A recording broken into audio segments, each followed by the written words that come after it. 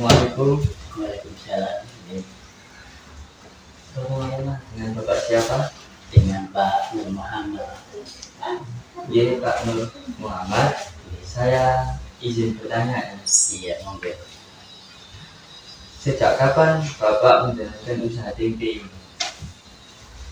Usaha tempe sejak lebihnya ada 10 tahun.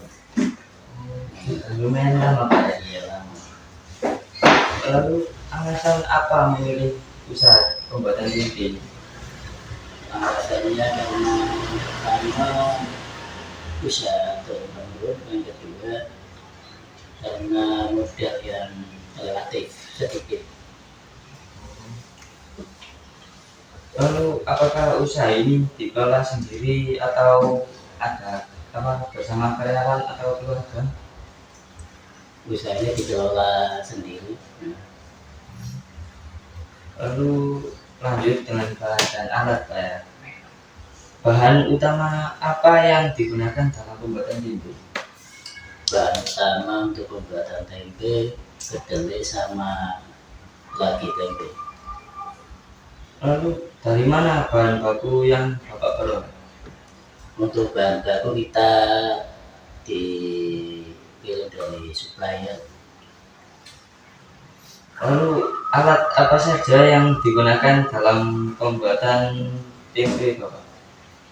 Untuk alatnya kita sudah menggunakan mesin pecah kedelai.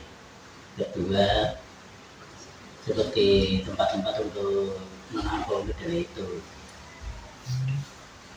Terus saya bertanya proses pembuatan. Bisa Bapak jelaskan tahapan pembuatan tempe secara singkat?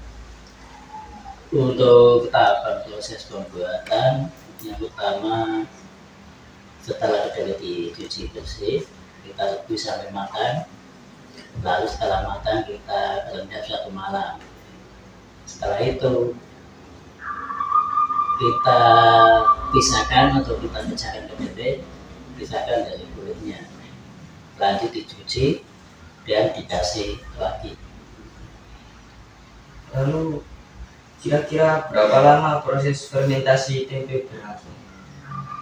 Untuk fermentasi sendiri selama 20 jam sampai 35 jam.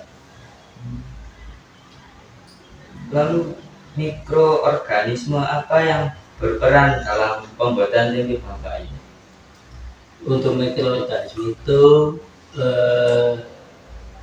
Rhizopus. Terus faktor apa saja yang memengaruhi keberhasilan fermentasi tempe? Yang pertama itu faktor kebersihan, kedua suhu cuaca, dan yang ketiga dari kedelai itu sendiri kualitasnya. Lalu adakah kendala dalam proses fermentasi tempe Bapak? Untuk kendala dari cuaca yang gak menentu untuk saat ini. Lalu kualitas dan kebersihannya, bagaimana cara menjaga kebersihan dan proses pembuatan tempe? Untuk menjaga kebersihan itu kita step by step bersihkan alat-alat setelah pemakaian, dan yang kedua kita menggunakan kedelai yang berkualitas. Lalu ciri-ciri tempe yang berkualitas baik menurut Bapak itu seperti bagaimana? Untuk kualitas tempe yang baik bisa dilihat dari aroma tempe itu, aroma khas. Yang kedua tampilannya itu putih merata, dan tempe itu dingin nggak panas. Lalu apa yang menyebabkan tempe itu gagal atau tidak jadi?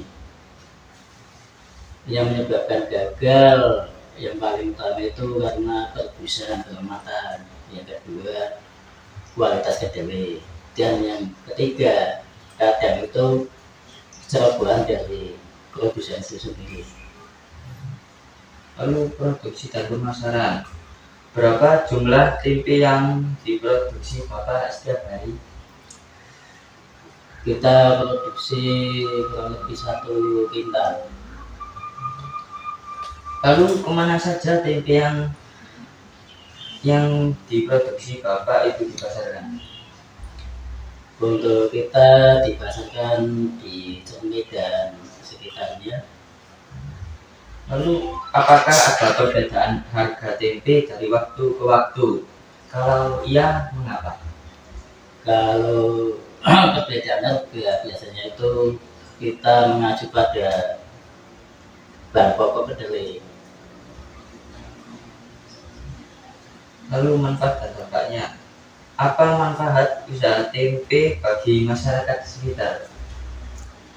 Untuk manfaatnya sendiri, untuk mencukupi kebutuhan protein nabati yang relatif murah. Lalu apakah ada limbah dari proses pembuatan tempe?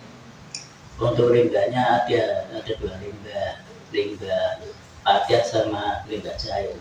Lalu bagaimana Bapak mengelolanya?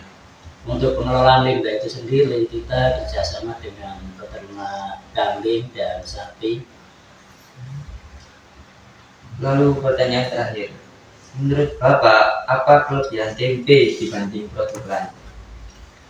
Kelebihan tempe sudah termasuk kebutuhan pokok. Yang kedua, untuk biaya operasionalnya lebih murah daripada dengan produk lain. Cukup sekian pertanyaan saya. Makasih Pak ya. Sama-sama.